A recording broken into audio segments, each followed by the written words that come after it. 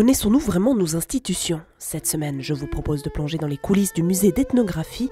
Le MEG montre depuis sa réouverture il y a 2 ans et demi une formidable capacité à se renouveler et à attirer un public de plus en plus grand. Preuve de sa qualité, le MEG a reçu le prix du Musée européen 2017 à quelques jours du vernissage de sa nouvelle exposition sur les arts aborigènes. Il nous ouvre ses portes, des réserves aux collections pour une visite exceptionnelle. Boris Vastiot, comment est-ce que vous définiriez l'identité du MEG? Un musée ouvert, audacieux, bienveillant, qui cherche à partager son intérêt et sa connaissance des cultures du monde. Bienvenue dans les réserves du MEG. Donc c'est réellement ici que l'on conserve les objets. C'est là que l'on reçoit les objets qui arrivent en don ou en acquisition. Et on prend soin des objets et on les prépare pour être rangés dans les compactus, les mobiliers mobiles et les tiroirs que je vais vous montrer tout à l'heure. Vous pouvez voir ici notamment cette mode de rangement qui permet d'avoir accès directement au numéro d'inventaire puisque chaque objet est numéroté, inventorié, marqué.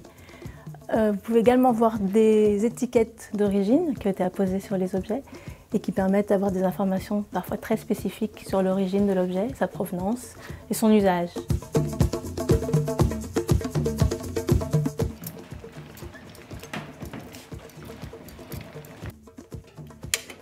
Et là, on se trouve devant une autre typologie de rangement. Vous voyez par exemple des chaussures qui ont été placées à plat dans des tiroirs.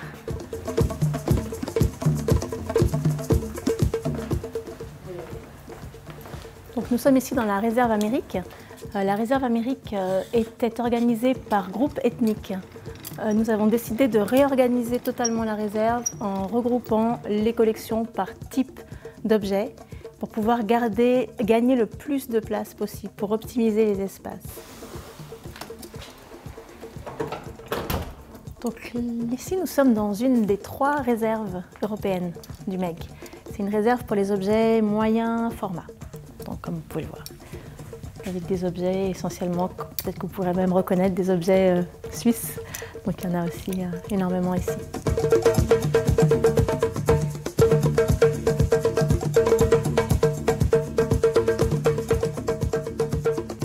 Qu'est-ce qui, selon vous, explique qu'un public de plus en plus nombreux s'intéresse au MEG aujourd'hui? Vous savez, ce qui apporte le plus de monde au musée, c'est le bouche à oreille. Donc c'est la satisfaction des visiteurs qui disent « Ah tiens, je suis allé au MEG, là, est-ce que tu connais déjà? Non, je ne suis pas venu. » On a encore beaucoup de, je le disais tout à l'heure, de primo-visiteurs, de personnes qui ne sont pas encore venues, y compris des Genevois. C'est aussi la combinaison d'une présentation de la collection permanente dans laquelle nous nous trouvons qui, sous des apparences assez classiques et assez sobres, en fait est extrêmement riche, mais une approche très historique qui contraste avec les expositions temporaires qui, elles, font recours à des scénographies tout à fait exubérantes, immersives et à chaque fois très, très différentes.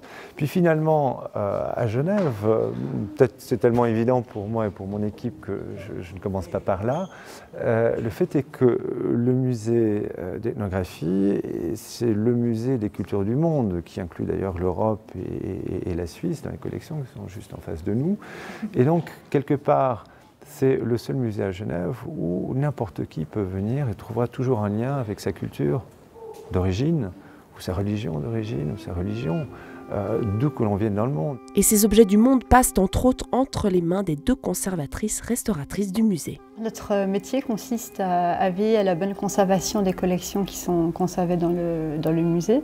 On se préoccupe des conditions dans lesquelles ils sont conservés dans les réserves, mais on se préoccupe aussi de la perception que le public pourra avoir de ces œuvres quand elles seront exposées. Au moment où les objets sont sélectionnés pour l'exposition, à ce moment-là, on va justement voir les objets dans les réserves et on détermine s'ils auront besoin ou pas d'un traitement et de quel type de traitement.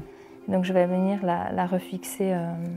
On va intervenir sur des usures ou des dommages qui seront intervenus principalement, dans le meilleur des cas, dans sa vie muséale, vraiment. Nous, on part de l'objet pour ensuite interroger d'où il vient, à quoi il aurait servi et voir s'il y a des indices qu'il faut conserver. Et ce qui est intéressant, c'est que nous, en restaurant un objet, en fait, on se retrouve très vite à avoir des traces d'usage qu'on ne voit peut-être pas en premier lieu et qui vont vraiment vous parler de la vie de l'objet. Et c'est ça qui est vraiment un privilège en fait aussi, d'avoir accès à pouvoir voir l'intérieur d'un objet, ce que le public ne verra pas. Même les objets qui sont dans les réserves sont vivants, ils n'ont pas besoin d'être exposés pour nous pour être vivants. Mais c'est vrai qu'on leur redonne, on essaye de leur redonner une certaine dignité voilà, peut-être parfois. Ça leur redonne une certaine dignité pour pouvoir les exposer, effectivement, pour que les gens puissent les comprendre. Oui, il ne s'agit pas de les rendre plus beaux, plus propres ou plus colorés, où jamais on va finalement rajouter des éléments qui ont été disparus pour qu'ils aient l'air plus neufs, mais justement leur permettre de parler vraiment de leur histoire et qu'ils soient appréciables dans toute leur globalité. Les objets présentés datent du 19e, souvent, voire plus anciens. Et pourtant, ils ont une résonance aujourd'hui. Les collections du MEG sont essentiellement des collections historiques. Ça ne nous dispense pas de traiter de l'actualité, ou en tout cas de thématiques qui sont d'actualité dans toutes nos expositions. Donc pour moi, il est très important que dans notre mission première, qui est de faire des expositions, de mettre en valeur un patrimoine qui est conservé, qui était acquis à Genève parfois depuis le XVIIIe siècle. Donc il faut le conserver, l'interpréter, le mettre en valeur, le partager. Mais il faut toujours essayer de le faire pour nous relier au temps présent. Pour que ces personnes qui sont quelque part les ayants droit des cultures dont nous conservons des témoignages de la culture matérielle et immatérielle aussi, participent de l'interprétation et que se génère un véritable dialogue entre nous, musées, conservateurs et genevois, et ces parties du monde qui sont représentées dans nos collections. L'effet boomerang, les arts aborigènes d'Australie est le titre de la nouvelle exposition temporaire du MEG. L'occasion pour les visiteurs de réfléchir à la lutte actuelle des aborigènes pour participer à la présentation et à la lecture de leur culture. Il n'est plus question donc que les Occidentaux racontent l'histoire aborigène à la place des peuples autochtones. Le MEG propose ainsi un dialogue puissant entre ces collections et l'art contemporain aborigène dans le fond comme dans la forme. Ce qu'on a voulu évoquer ici dans la scénographie, Adrien Rovero, c'est cette idée d'un territoire apparemment vide, où on ne reconnaît rien dans le désert, on ne reconnaît pas de traces, alors qu'en fait, si on s'arrête et qu'on se retourne un peu, quand on regarde autour de soi, on trouve qu'il y a des aborigènes qui ont toujours eu une culture matérielle, des arts, qui ont des notions très développées de la cosmogonie, de l'origine de l'univers, de là où ils se trouvent, de leur place dans le monde, de leur lien avec l'espace, les étoiles, la terre. Ils ont des mythologies qui expliquent l'origine des peuplements, etc. Des choses que l'on sait aujourd'hui très complexes.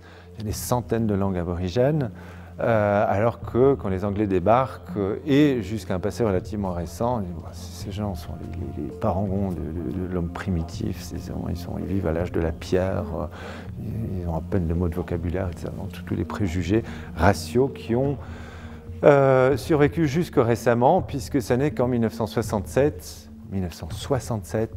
que, suite à un référendum, le gouvernement australien a inclus les aborigènes dans le recensement national. C'est-à-dire c'est seulement à partir de là qu'ils obtiennent en fait le droit d'avoir des papiers, de devenir des citoyens australiens à part entière.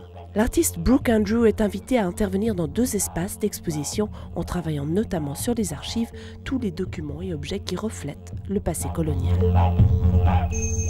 L'approche vise à montrer et à faire comprendre au public des galeries et des musées en dehors de l'Australie aussi, comment les idées, le régime moral du colonialisme en fait est encore extrêmement présent et doit encore être déconstruit et chassé, notamment des institutions, et à l'étranger aussi, notamment d'institutions comme les musées, comme celle-ci. Notamment en incluant systématiquement une collaboration avec des aborigènes ou des artistes aborigènes, en demandant systématiquement la permission à ces groupes aborigènes de pouvoir présenter les objets qu'on veut présenter, pour éviter de présenter des objets sacrés et secrets que ces gens ne voudraient pas présenter, pour éviter de présenter des photographies de personnes récemment décédées qui ne voudraient pas présenter, etc., etc. Mais ce dialogue, il est souhaité depuis très longtemps et il est rarement mis en œuvre. Aujourd'hui, les seuls artistes australiens qu'on connaisse dans le monde, c'est les aborigènes. C'est pas vraiment les autres. Ils ont donc tout à fait pris le contrôle de ce qu'ils faisaient. Ils ont dit encore une fois, arrêtez Ce déni, c'est à nous de dire si on est acculturé ou pas. En l'occurrence, nous revendiquons une continuité culturelle. Notre peinture, quand on peint aujourd'hui, on a 60 000 ans de peinture derrière. C'est la plus longue tradition de peinture connue, liée à des populations dont on sait qu'elles sont là.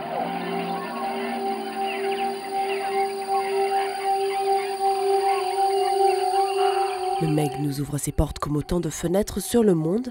Grâce à ces cultures, ce n'est pas seulement sur l'autre que nous en apprenons plus, mais sur nous-mêmes. Car c'est bien au rythme des battements de son cœur que nous nous sentons vivants.